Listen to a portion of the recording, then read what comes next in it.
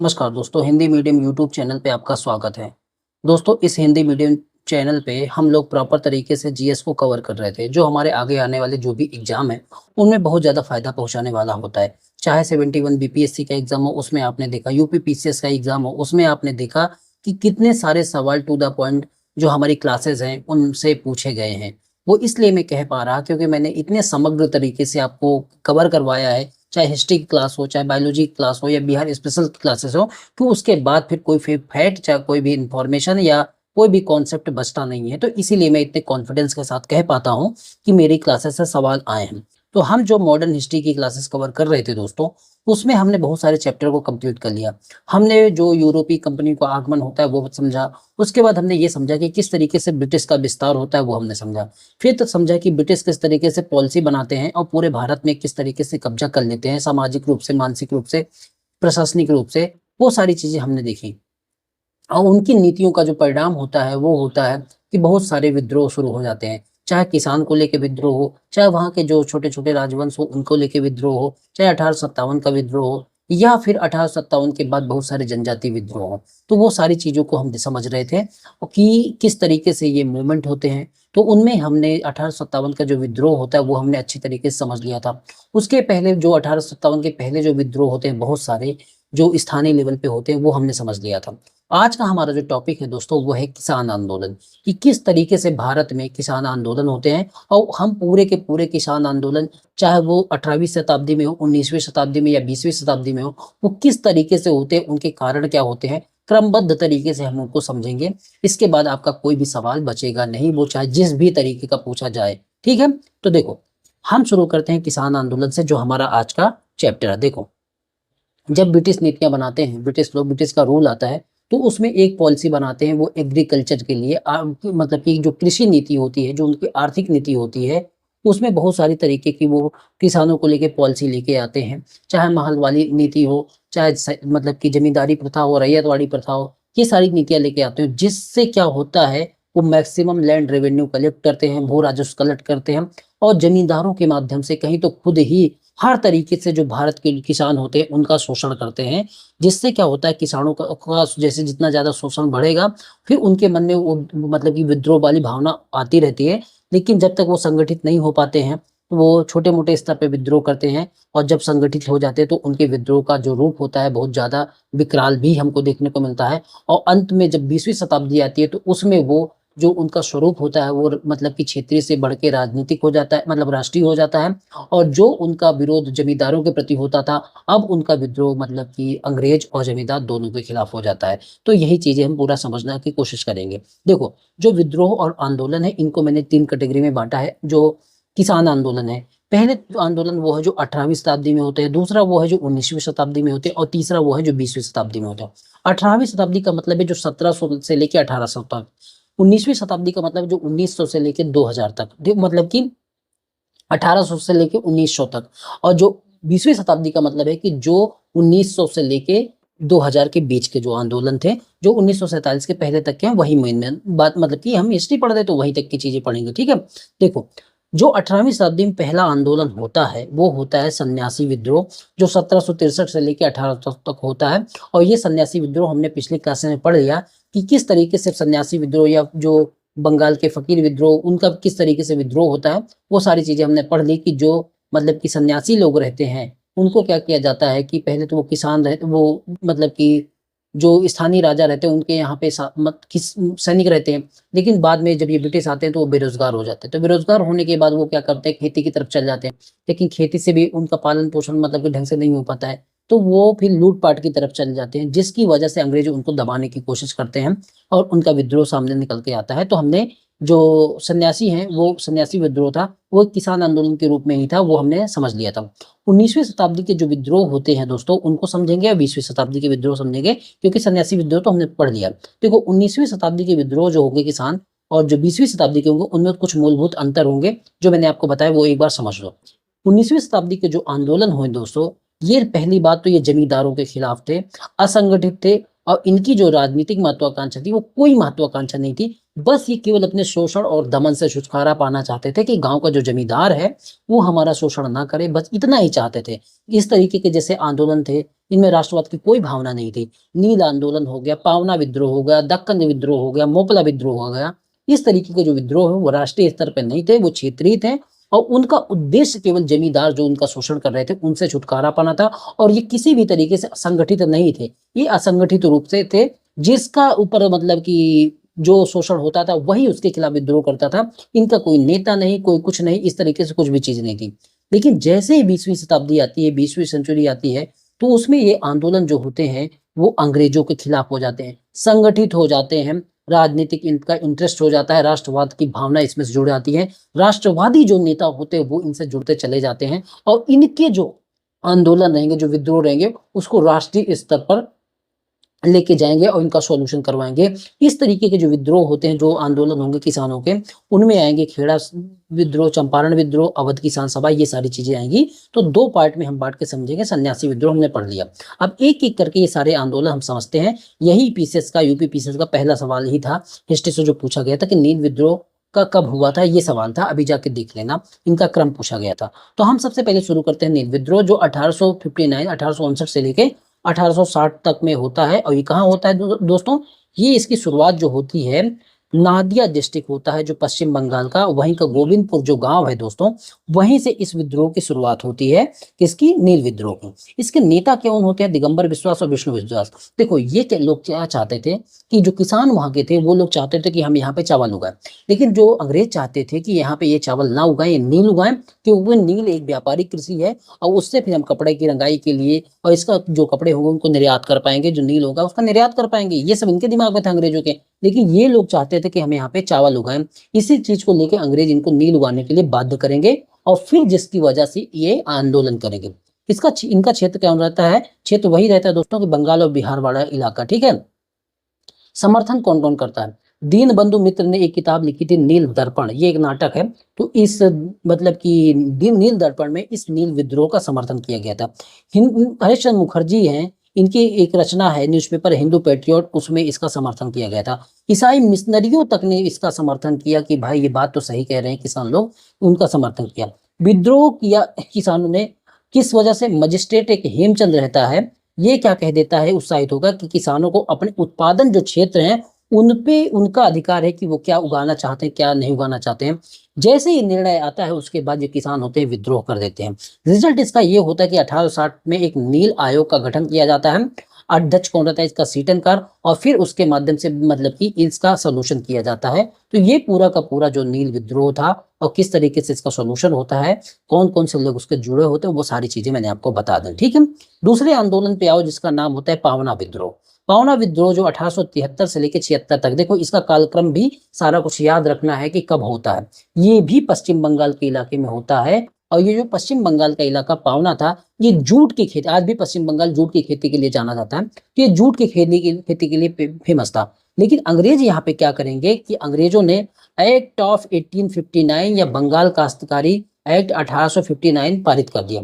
इस एक्ट में ये कह दिया अंग्रेजों ने कि अंग्रेज भी यहाँ के जो जमींदार लोग थे, किसान लोग थे, इनको आपस में भी लड़ाना चाहते थे। उनका उद्देश्य किसानों का भला करना नहीं था। उस एक्ट के माध्यम से भले किसानों का भला हो जाता था, लेकिन उनका उद्देश्य नहीं होता था किसानों का भला करना। उनका उद्देश्य यही होता था कि यहाँ के जिस तरीके जमींदार है, किसान है, वो आपस में लड़ें, भले उसके परिणाम स्वरूप किसानों का भला हो जाए, ठीक है। तो ये अंग्रेज क्या पारित कर देते हैं, एक एक्ट 10 ऑफ 1859, बंगाल काश्तकारी एक्ट 1859, ये पारित करने के। अब इस एक्ट में ये कहा गया था कि किसी भी काश्तकार की जमीन जमींदार जो है जबरदस्ती कब्जा नहीं कर सकते हैं। अब जब इस तरह का एक्ट पारित हो जाएगा तो ये किसान क्या करेंगे, काश्तकारों ने जमींदारों को खिलाफ विद्रोह कर दिया, क्योंकि ये जमींदार जो होते थे ना दोस्तों, ये काश्तकारों की जमीन जबरदस्ती कब्जा कर लेते थे। अब ये जैसे कि देखो किसान जो अंग्रेज थे वो किसानों को अपना भक्त बनाना चाहते थे और किसान बन भी गए। और किसानों ने इसमें पता है क्या, रैयतों ने क्या किया, रैयतों ने ये कहा कि हम सिर्फ महारानी के रैयत होना चाहते थे, होना चाहते हैं, इन जमींदारों के रैयत नहीं होना चाहते थे। तो किसानों को अपनी तरफ कर लिया, जमींदारों को इनसे लड़ा दिया। तो इसी बात को लेके ये ईसाई मिशनरी है, ये सब इनका सपोर्ट करेंगे और जमींदार इनके खिलाफ हो जाएंगे किसानों के, कि जमींदारों की ही वजह से जमींदार इनकी खेती कब्जा कर ले रहे थे।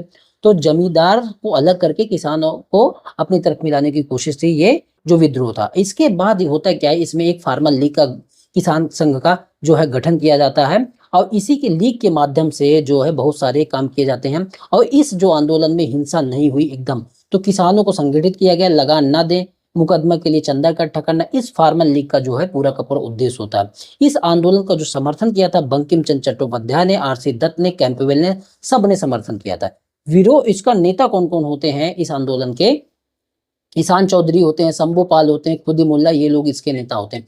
इस आंदोलन का जो हमने पावना विद्रोह पढ़ रहे हैं हम लोग, इस आंदोलन का जो परिणाम होता है दोस्तों, परिणाम ये होता है कि बंगाल टेनेंसी एक्ट 1885 आता है और ये कह दिया जाता है कि जमींदार जो है कब्जा की गई जमीन को वापस किसानों को लौटाएं। किसान खुश हो जाते हैं कि जमींदार जो हमारी कब्जा की है जमीन, उसको वो वापस करेंगे। ठीक है, और इसका जो विरोध रहता है, जो ये ठीक है, तो अब इसका विरोध कौन करेगा? विरोध वही करेगा जो जमींदार से जुड़ा हुआ संघ होगा। तो एक संघ था जो जमींदार लोगों का संघ था, वो था ब्रिटिश इंडिया एसोसिएशन, ये जमींदारों का संघ था। और इन्हीं का एक पत्र होता है हिंदू पैट्रियट, जो हरिश्चंद्र मुखर्जी लिखते हैं, जो नील विद्रोह का समर्थन करते हैं। लेकिन यहीं पे आके जो उनके खिलाफ हो जाता है पावना विद्रोह, उसका वो विरोध करते हैं। तो ये हिंदू पत्र, हिंदू पैट्रियट जो हरिश्चंद्र मुखर्जी ने लिखा था ये, और ब्रिटिश इंडिया एसोसिएशन ने पावना जो विद्रोह हुआ उसका विरोध किया था कि ये विद्रोह गलत हो रहा है, जमींदारों का अधिकार है, मतलब हड़पना, ये सब चीजें थी। तो उन्होंने इसका विरोध किया था। ठीक है, तो दो चीजें अपने, दो आंदोलन आपने समझ ली। तीसरा आंदोलन समझो दक्कन विद्रोह, जो 1874 से लेकर 75 तक में होता है। यहाँ पे जो महाराष्ट्र के पूना और अहमदनगर में, यहाँ पे साहूकारों के खिलाफ होता है ये। तो जो साहूकार होते हैं, देखो एक मतलब कहानी है इसके पीछे, कि सिरूर तालुका नाम का एक करडाह गांव था। वहां पे एक साहूकार था जिसका नाम था कालूराम। अब एक किसान थे बाबा साहब देशमुख, 150 रुपए ये बाबा साहब देशमुख उससे उधार ले लेते हैं और उनकी वजह से इनको हर जगह बेइज्जत करता है, तड़पाता है, सारा कुछ करता है। जिससे क्या हो जाते हैं कि अब किसी शायद इनकी मृत्यु भी हो जाती है। उसके बाद किसान जो होते हैं कि अब इनकी बहुत ज्यादा बाबा साहब देशमुख की इज्जत थी, तो किसान जो है हिंसक हो जाते हैं। अब जहां हिंसा होगी अंग्रेज वहां दबाने की कोशिश करेंगे, उनको दबा देते हैं। लेकिन ये भी दिमाग में रखा जाता है कि भाई किसान विरोध क्यों कर रहे हैं, क्या 150 रुपए के लिए किसी की जान ले लेना चाहिए? तो इसकी वजह से इसका रिजल्ट ये होता है इस आंदोलन का, दक्कन विद्रोह का, कि किसी राहत अधिनियम 1879 पारित किया जाता है और ये कहा जाता है कि जबरदस्ती कब्जा कोई भी नहीं करेगा, चाहे साहूकार हो या कोई भी है, और किसान गरीब है, इनको राहत देनी चाहिए। और इस तरीके से ये बातें होती हैं और उसके बाद आंदोलन समाप्त हो जाता है, दब जाता है। अब एक आंदोलन और है, उसको भी देखो, मोपला विद्रोह, जो मेन रूप से शुरुआत इसकी जो होती है 1836 से 54 के बीच में होती है, फिर ये रुक जाता है। बाद में 1921 में फिर ये जाके फिर से दोबारा इसका जन्म होता है मोपला विद्रोह को। ये पहले शुरुआत होता है एक वर्ग संघर्ष के रूप में, अमीर और गरीब के बीच में। बाद में सांप्रदायिक संघर्ष का रूप इसलिए ले लेता है कि इसमें जो दो समुदाय रहते हैं, एक मोपला रहते हैं, एक जैनवी रहते हैं। मोपला जो किसान रहते हैं और जैनवी जो वहां का होता है जमींदार होता है, इन दोनों के बीच में संघर्ष होता है। और जो मोपला होते हैं ये लोग मुसलमान होते हैं और जैनवी जो होता है, जो जमींदार होते हैं, ये लोग हिंदू होते हैं। अब बताओ, ये तो किसान और वर्ग संघर्ष को लेकर शुरू हुआ था, लेकिन जब एक तरफ मुसलमान और हिंदू हो जाएंगे तो ये सांप्रदायिक संघर्ष का रूप ले लेता है। और ये जो इलाका था, ये मालाबार तट पर रहने वाले किसान थे, ये मोपला, ये मुसलमान थे। ठीक है, तो इससे होता क्या कि 1921 में एक नेता रहते हैं अली मुसलियार, इनके खिलाफ, ये जो अली मुसलियार थे ये इसके मोपला विद्रोह के नेता होते हैं। और इनको जो है अली मुसलियार को खिलाफत आंदोलन के जो नेता होते हैं, शौकत अली, महात्मा गांधी, मौलाना आजाद, इन सब का सपोर्ट रहता है। लेकिन फिर क्या होता है, क्या है कि ये लोग हिंसा पे, जब इनका सपोर्ट रहेगा तो ये लोग सोचते हैं कि हम भी हिंसा करके सारी चीज कर लेंगे। लेकिन जैसे ही हिंसा होती है तो पुलिस अपने उस पे ऊपर बर्बरता पे ऊपर आती है, फिर इस आंदोलन को बहुत ही बुरी तरीके से दबा दिया जाता है, एक भी डिमांड इनकी नहीं मानी जाती है। तो मोपला विद्रोह ये कहाँ पे हुआ था? मालाबार तट है। मोपला और जैनवी जो जमींदार रहते हैं ये इनके बीच में होता है। ये कब होता है? इसके जो नेता रहते हैं उनको किसका सपोर्ट रहता है, ये सारा कुछ आपने समझ लिया। और देखो कौन कौन से आंदोलन रहते हैं। पंजाब में कृषक आंदोलन होता है बाबा साहूकार के विरोध में 1890 और 1900 के बीच में इसके जो नेता रहते हैं बाबा राम सिंह रहते हैं। अवध किसान सभा की स्थापना 1920 में बाबा रामचंद्र के द्वारा होती है। ये महाराष्ट्र के थे, लेकिन अवध एरिया में इनका अवध किसान सभा का गठन होता है बाबा रामचंद्र के नेतृत्व में। उत्तर प्रदेश किसान सभा ये 1918 में गठन होता है। इसका संस्थापक कौन होते हैं? गौरी शंकर मिश्रा, इंद्र नारायण द्विवेदी, मदन मोहन मालवीय, ये सब लोग होते हैं। ठीक है। बिहार किसान सभा 1927 में इसका गठन होता है। स्वामी शाहजहां इसके मेन होते हैं। कृषक प्रजा पार्टी 1920 से 1929 में बंगाल में इसका गठन होता है। फजलुल हक और अकरम खान इसके हेड होते हैं। अखिल भारतीय किसान सभा इसकी स्थापना 1936 में होती है। स्वामी शाहजानंद सरस्वती अध्यक्ष होते हैं। महासचिव NG रंगा होते हैं और पहली बैठक इसकी लखनऊ में होती है। तो यहाँ तक सारी चीजें आपने किसान आंदोलन के विषय में सब समझ ली। तो 19वीं शताब्दी के जो भी किसान आंदोलन थे दोस्तों, हमने पढ़ ली। अब देखो ये जो आंदोलन है ना, चंपारण, खेड़ा आंदोलन, अवध किसान सभा के विषय में बता दिया। बाकी चंपारण और खेड़ा जो है, जब हम महात्मा गांधी को पढ़ लेंगे तो उनका बहुत सारा इसमें प्रभाव रहेगा, तो वहां पे ये दोनों आंदोलन पढ़ेंगे और बाकी सारे आंदोलन मैंने आपको बता दिए यहीं पे। ठीक है, तो कुछ भी छूटेगा नहीं, वो अपने क्रम में या जहां पे वो सेट होगा ना वहीं पे उसको बताऊंगा, लेकिन कुछ भी छोड़ूंगा नहीं। ठीक है, देखो कुछ प्रथाएं थी ब्रिटिश भारत में अर्थव्यवस्था से जुड़ी हुई, उसको भी सब सुन लो, क्या पता है इनसे सवाल पूछ ले। ददनी प्रथा थी। ददनी प्रथा क्या थी कि ब्रिटिश व्यापारी भारतीय उत्पादकों, शिल्पियों तथा कारीगरों को अग्रिम संविदा या पेशगी के तौर पर रुपए देते थे। इसी को कहा जाता था ददनी प्रथा, कि ब्रिटिश जो व्यापारी थे, भारतीय जो उत्पादक या शिल्पी थे, कारीगर थे, इनको अग्रिम संपदा के रूप में या पेशगी के रूप में पैसा देते थे, उसको ददनी प्रथा बोला जाता था। कम्युनिटी प्रथा या बिहार और उड़ीसा में फेमस थी। इसमें क्या था, कृषि दास के रूप में खेती करने वाले कमिया जाति के लोग अपनी मालिक से ली गए ऋण पर दी जाने वाली ब्याज राशि के बदले आजीवन उनकी सेवा देते रहते थे। तो बताओ, इस तरह की घटिया प्रथा थी ये कम्युनिटी प्रथा। ये सब आप लोग एक बार पढ़ लेंगे, याद हो जाएगा। तीन कटिया मतलब चंपारण के एरिया में फेमस थी कि तीन आपको जो मतलब खेत है उसके तीसरे हिस्से में 3/20 हिस्से पर नील की खेती करनी पड़ेगी, ये दिमाग में रखना। ठीक है, तो 1/3 पे इसको 3 कटिया बनते 1/3 भी करनी पड़ती थी। ठीक है, ये दिमाग में रखना। दुबला हाली प्रथा कौन थी कि पश्चिम भारत की मुख्यतः सूरत में दुबला हाली नामक भूदान, मतलब कि दुबला हाली नामक भूदान अपने मालिक को ही अपनी संपत्ति स्वयं को संरक्षक मानते थे। दुबला हाली नामक मतलब कि ये लोग किसान लोग थे, तो ये क्या करते थे, अपने मालिक को ही अपनी संपत्ति और स्वयं का संरक्षक मानते थे और उनके जिंदगी भर जो है खेती करते रहते थे। तो वहां पे ये पश्चिमी भारत मुख्यतः सूरत वगैरह में ये फेमस थी। बारदौली सत्याग्रह देख लो, 1928 में होता है गुजरात में। किसानों का लगान वृद्धि के लेके, मतलब कि लगान वृद्धि हो जाती है, मतलब कि जो अंग्रेजों द्वारा, उसके विरोध में किसान जो है आंदोलन कर देते हैं। इसका नेतृत्व कौन करते हैं? वल्लभ भाई पटेल करते हैं और इन्हीं को इसी आंदोलन में सरदार की उपाधि यहाँ की महिलाओं ने दी थी। और ये इसी आंदोलन में काली पराग, जो काले लोग का नाम बदल करके जो एक मतलब की रानी थी उनका नाम रख दिया जाता है रानी पराग, महात्मा गांधी के द्वारा एक औरत थी। ठीक है, तो आप ये समझ लीजिए बारदौली सत्याग्रह। बाकी आगे आएगा, मैं पे हल्का सा बता के निकल रहा है। ठीक है, बाकी सारा कुछ आगे तो आएगा ही, बस आपको फैक्चुअल रूप से जो जो इन्फॉर्मेशन दी गई उसको दिमाग में रखना है। एका आंदोलन जो 1921 से 1922 के बीच में होता है, हरदोई, बहराइच, सीतापुर, इन सब क्षेत्रों में जमींदारों के शोषण के विरुद्ध इसका एक आंदोलन होता है, जमींदारों के शोषण के विरुद्ध। और इसका जो नेतृत्व करता कौन रहते हैं? मदारी पासी और सहरे। ठीक है, ये सारी चीजें मैंने आपको बता दी। तो किसान आंदोलन को हमने एक एक करके सारी चीजों को कवर कर लिया। और 20वीं शताब्दी के जो किसान आंदोलन है उनको हम जब महात्मा गांधी को पढ़ लेंगे, राष्ट्रवाद पढ़ लेंगे, उसके बाद जब उसी समय महात्मा गांधी को पढ़ते रहेंगे तो वहां पे ये आंदोलन सारे आएंगे, वहां मैं आपको सारा कुछ बता दूंगा। ठीक है, तो 3 आंदोलन हमने कवर कर लिए। हमारे 1857 के पहले के विद्रोह कवर कर लिए, 1857 का विद्रोह कवर कर लिया, और उसके बाद हमने कवर किया मतलब कि किसान आंदोलन। अब हमारा जो लास्ट है वो है जनजातीय विद्रोह, उसको भी अगर हम कवर कर लेते हैं तो विद्रोह वाले सारी चीजें हमारी कवर हो जाएंगी। ठीक है, देखो समाज का सबसे निम्न वर्ग था जनजातीय वर्ग। ठीक है, कृषक, कृषि श्रमिक थे और कूली वगैरह का काम सामूहिक प्रवृत्ति थी। इसकी मतलब है कि वो कूली वगैरह का काम करते थे, वो एक जगह से दूसरी जगह पर सामान पहुंचाने का, और इनमें ये समूह में रहने का काम करते थे। जंगल पे रहते थे, जंगल की जमीन, जंगली लकड़ियां, इन सब पर इनका जो है डिपेंड थे और संयुक्त परिवार के रूप में रहते थे। अब बताओ, जनजातियां जो रहती थी हमारे यहाँ पे वो जंगलों में रहती थी, संयुक्त परिवार के रूप में रहती थी। जब ब्रिटिश की नीतियां बनाई जाएंगी तो जंगलों का उपयोग ये बहुत ज्यादा करेंगे, वहां के जो संसाधन उनको लूटने का प्रयास करेंगे, रेलवे के द्वारा वहां के जो संसाधन उनको लूटने का प्रयास करेंगे। वहां अपने जो लोग होंगे, जो दीकू लोग होंगे, बाहर के जो ठेकेदार होंगे वहां जाएंगे, वहाँ की जमीन, लकड़ी, मिट्टी सब कुछ खोद के लाने का प्रयास करेंगे। जो उनका जमीनी हक होता है उसी को लेके बहुत सारे जमींदार जो है मतलब कि इनके विद्रोह में आते हैं और लगातार वो लोग भी मतलब कि इनके विरोध में आते हैं और फिर विद्रोह शुरू हो जाता है। तो ब्रिटिश की सारी चीजों के लिए जिम्मेदार अगर ब्रिटिश की नीतियां ही हैं, उन्हीं के द्वारा उन्हीं की जो नीतियां होती हैं उसी के खिलाफ ये सारे आंदोलन खड़े होते हैं। तो कुछ भी सवाल दिमाग में ना आए तो एक ही पॉइंट आपको दिमाग में रखना कि ब्रिटिश की नीतियां सारी चीजों के लिए जिम्मेदार है। तो ब्रिटिश रूल होता है उसकी वजह से ये क्या भेजते हैं कि ठेकेदारी प्रथा जैसे चालू कर देते हैं, बहुत सारे अपने लोगों को भेजते हैं आउटसाइडर को, और जो जाके ट्राइबल एरिया पे जाते हैं और जो ट्राइबल के लोग थे वो इनसे प्रभावित होना शुरू हो जाते हैं, वहाँ के संसाधनों का यूज करेंगे तो उसका विरोध करेंगे।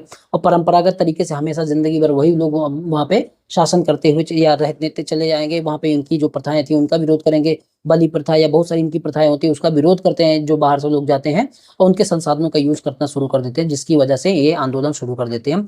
ये जो बाहरी लोग होते हैं इनको ये जनजाति लोग डीकू कहते थे, इनमें व्यापारी होते थे, साहूकार होते थे, कॉन्ट्रैक्टर ये सब होते थे। और इनके विरोध में रिएक्शन में क्या होता था, बहुत आमतौर पर बहुत ज्यादा हिंसा हो जाती थी। इनके कारण ये भी था कि ये लोग जो है बहुत ज्यादा अंधविश्वासी थे, क्योंकि अगर ये लोग किसी भी प्रथा का उनके विरोध करते थे तो जो जनजाति लोग थे वो अपनी प्रथा को छोड़ते नहीं थे, तो कई बार बहुत ज्यादा हिंसा हो जाती थी। ठीक है, तो ये सारा बैकग्राउंड बता दिया। अब कौन कौन से आंदोलन होते हैं वो भी मैं बता दूं आपको।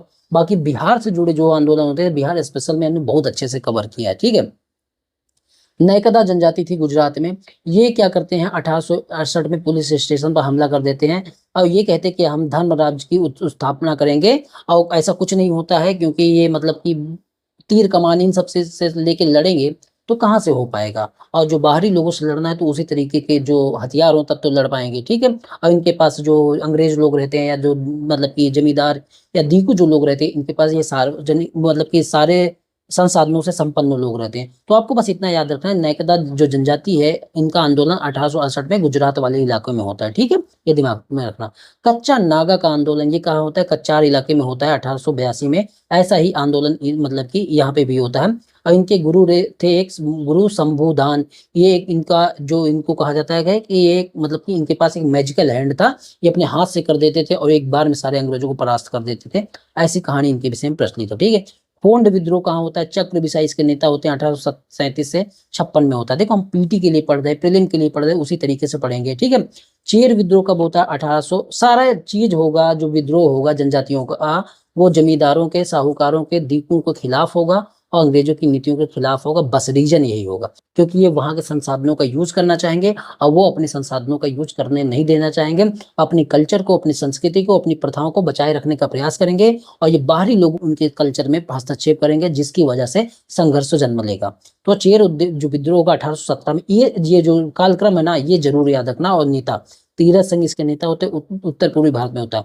कोल विद्रोह कब होता है 1831 में, छोटा नागपुर का इलाका रहता है। नेतृत्व कौन कहते हैं, सुलगा सिंगराज, इनको जतरा भगत भी बोला जाता है। भील विद्रोह कब होता है, मतलब कि राजस्थान और महाराष्ट्र वाले इलाके में होता है और गुरु गोविंद इसका नेतृत्व करते हैं। संथाल विद्रोह कब होता है 1855-56 में होता है। इनके नेता होते हैं सिद्धो कानो, चांद भैरव, फूलो जानो। और क्षेत्र कौन सा होता है, भागलपुर से राजमहल हिल तक का एरिया। तो ये दिमाग में रखना। ब्रिटिश जमींदार, साहूकार इन सब के खिलाफ रहते हैं। परिणाम इसका क्या होता है संथाल विद्रोह का, तो 1855 के 37वें रेगुलेटिंग एक्ट से संथाल परगना की स्थापना होती है और इनकी बातों को मान लिया जाता है। इसका परिणाम यही होता है इस संथाल विद्रोह का। और ये सारी चीजें मैंने आपको बिहार स्पेशल वाली क्लासेस जो होंगी उन्हें बहुत अच्छे से बताया है।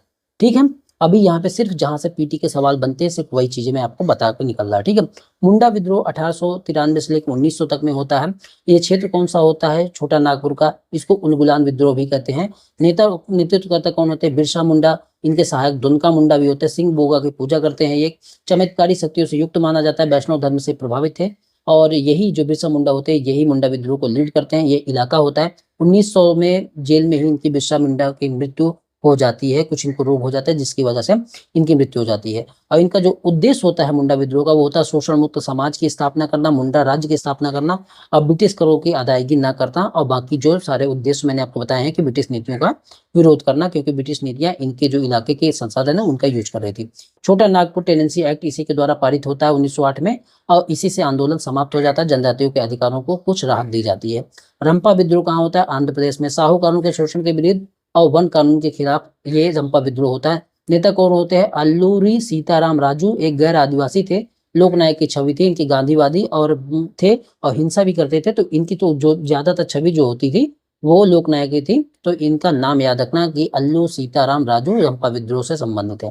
ठीक है? खासी विद्रोह खासी इलाके, जयंतिया पहाड़ी वाले इलाके में होता है, तीरथ सिंह इसके हेड होते हैं। नागा आंदोलन रूढ़ व्याधि, अंधविश्वास तथा अतार्किक रीति रिवाजों को समाप्त करके प्राचीन धर्म की उन्नति के लिए नागा आंदोलन होता है।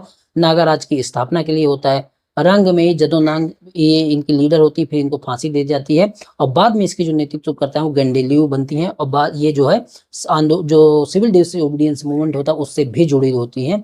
इसी को जलिया ग्राम आंदोलन भी कहते हैं। तो ये सारी चीजें आपको याद रखना। अब देखो इतने वीडियो में अब अगला जो हमारा टॉपिक होगा वो राष्ट्रवाद का है। मैंने इस वीडियो में क्या क्या बता दिया आपको। मैंने आपको जो किसान विद्रोह होते हैं वो सारा का सारा बता दिया। मैंने जनजाति विद्रोह होते हैं वो बता दिया। और पिछले वीडियो में मैंने 1857 के जो पहले के आंदोलन थे वो बता दिया और 1857 का जो आंदोलन था वो बता दिया। तो 2 वीडियो में मैंने जितने भी आंदोलन हो सकते हैं ना वो सारा कुछ कवर करवा दिया। और बाकी जो बचता है जैसे किसान आंदोलन में जो हमने चंपारण का आंदोलन, खेड़ा का आंदोलन, ये सारे आंदोलन है। गुजरात का है लेकिन वो किसान से रिलेटेड नहीं है, तो वो वहां पे कवर कर लेंगे। देखो मेरा जो पढ़ाने का तरीका है एक सिस्टमेटिक वे में आपको पढ़ाना है, जिसके बाद आपको कहीं भी भटकने की जरूरत ना पड़े। मेरा ये उद्देश्य होता है। ठीक है? तो आपको करना क्या है, 9667305679 इस नंबर पे मैसेज करके आपको पीडीएफ ले लेनी है। और ये सारी वीडियो आप हिंदी मीडियम जो मतलब कि यूपीएससी एंड स्टेट पीसीएस नाम का चैनल है वहीं पे देखते हैं। तो ये सारी वीडियो पीडीएफ लेने के बाद आप रियलाइज करेंगे कि आपका एक भी सवाल चाहे जहां पूछ लो वो आपका छूटता नहीं है। ठीक है? तो आपको करना सिर्फ इतना है कि अगर ये वीडियो आपको अच्छी लगती है तो लाइक कर दीजिए और किस तरीके की आपको ये वीडियो लगती है उसमें एक फीडबैक जरूर दीजिए कमेंट में। और अगर दोस्तों के साथ शेयर कर देंगे तो ये मेरे लिए भी बहुत अच्छा होगा, मुझे मोटिवेशन आएगा और इस तरीके की वीडियो बनाने के लिए मैं और प्रेरित होऊंगा। आप लोग नहीं करते हैं तो फिर मेरा भी मन ज़्यादा नहीं करता है वीडियो बनाने का। आप बस बोलते हैं कि वीडियो आपकी सर अच्छी है, लेकिन कम से कम जाके वीडियो के नीचे कमेंट में लिखें अपने दोस्तों के साथ। सारे लोग अगर 2-4 लोगों को शेयर करेंगे तो फिर मेरा भी मोटिवेशन आएगा कि मैं सारी चीज़ें बनाने का प्रयास करूंगा। आप लोग कमेंट करके कहेंगे सर डेली क्लास डालिए। अरे डेली क्लास डालने के लिए इसमें टाइम लगता है, समय लगता है, मेहनत लगती है, लिखना पड़ता है, सारा कुछ होता है। और आप लोग तो बोल देते हैं। आप लोग क्या करते हैं इस चीज़ के लिए? मैंने आपसे 1 पैसा चार्ज किया इस चीज़ के लिए। आप लोग 2-4-10 लोगों को शेयर कर देंगे तो मुझे भी मन तो करे अंदर से कि बनाने का कि हाँ भाई मेरे वीडियो की रीच बढ़ रही है, लोग देख रहे हैं। ईमानदारी से मैं पढ़ा रहा, ईमानदारी से अपने मन की जो भी बातें हैं वो भी आपके सामने स्पष्ट तरीके से रख देता हूँ।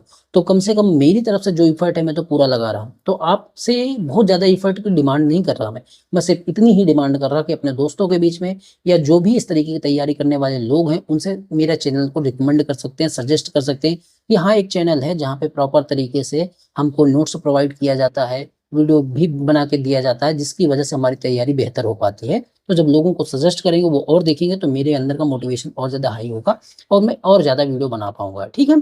चलो, आपका जो काम है आप करिए, मेरा जो काम है मैं करूंगा और फिर मिलते हैं नेक्स्ट वीडियो में जहाँ से हम चीज़ों को और जल्दी कवर करने की कोशिश करेंगे।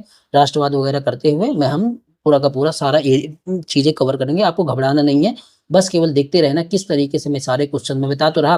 मैंने आपसे पहले दिन ही कहा था कि ये सारी क्लासेस करने के बाद आप कोई सा भी एग्जाम दीजिए, 70% सवाल अगर इससे नहीं फंसते हैं या करंट अफेयर कराने के बाद तो मैं पढ़ाना छोड़ दूंगा। मैं इतना भी दावा कर रहा हूँ, वो इसी तभी दावा कर पाता हूँ क्योंकि मैंने इतनी मेहनत इसमें की है। मैंने इंटरव्यू तक दिया है पीसीएस लेवल का, हर चीज़ का। तो मुझे इतना आइडिया जरूर है कि कहाँ से सवाल आते हैं, किस तरीके से बच्चों को पढ़ाई करनी चाहिए। हाँ, अपना लेवल एक अप ही रखना चाहिए, नीचे नहीं रखना चाहिए, नहीं हर बार पछताना पड़ता है। तो यहाँ रह के तैयारी करोगे ना तो आपको नीचे होने की या आपसे कोई भी सवाल बचेगा नहीं। तो ऐसा ना हो कि भाई एग्जाम में आ जाए तब आप तैयारी करो, तो पहले से ही तैयार करके रखो, एक भी सवाल छूटे ना। बाकी अगर सीडीपीओ वगैरह की तैयारी कर रहे हैं आप लोग, वो एईडीओ की, तो मैथ को लगातार स्ट्रॉन्ग करते रहिए। और मैं करंट अफेयर में काम कर रहा, जल्दी ही उनका भी वीडियो बना के आपको दे दूंगा, तो उसके लिए भी आप परेशान मत होइए। ठीक है? चलो मिलते हैं नेक्स्ट वीडियो में। धन्यवाद।